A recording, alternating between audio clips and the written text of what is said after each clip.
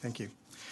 My name is Rob Mueller. I'm the pastor of a bilingual Presbyterian church in the west side of San Antonio. It's one of the poorest and one of the most violent areas of our community.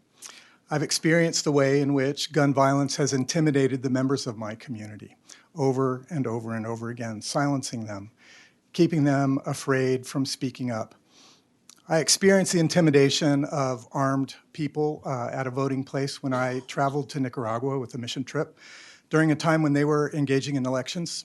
And I noticed what courage it took for people to come to a polling location where arms were being brandished by people who were there. I don't want our country to be Nicaragua. I want our country to be the USA.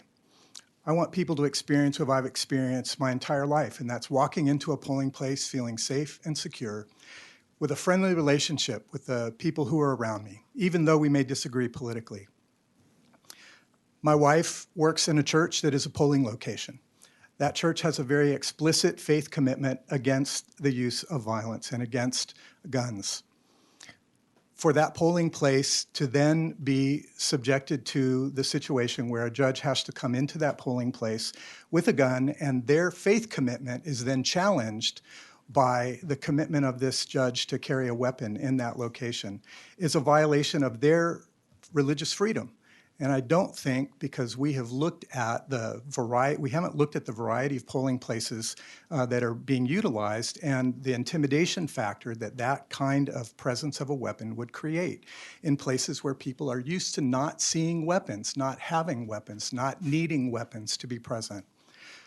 I ask you to vote against this because there is no need to introduce the intimidation of a deadly weapon into the sanctity of a polling station.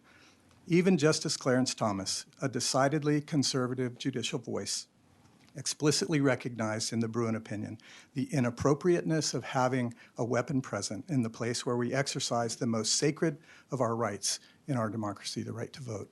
I urge you, please, to not support this bill. Thank you.